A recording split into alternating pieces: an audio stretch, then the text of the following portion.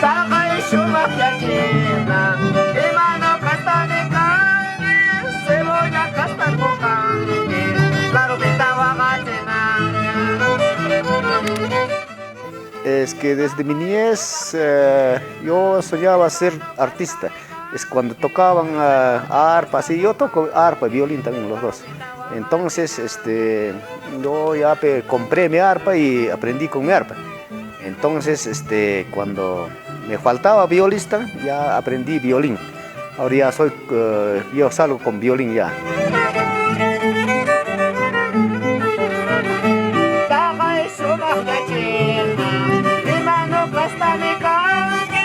Cebolla kastakukangki, claro pitawa katinangya.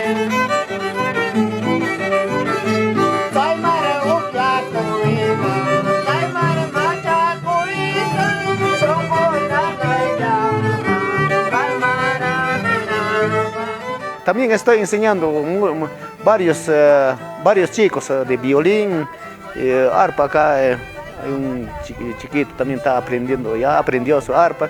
Hay el jilguero de Calles también aprendió su violín.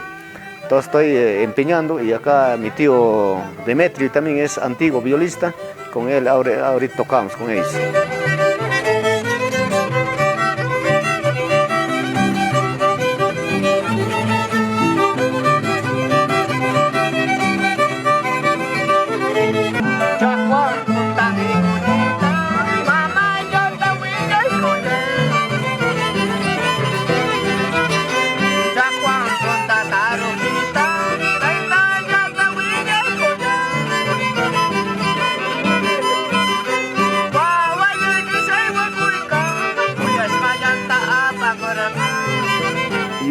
Yo te recomiendo que sigan adelante, que aprendan más y que salgan adelante, pues chicos, mi recomendación es eso.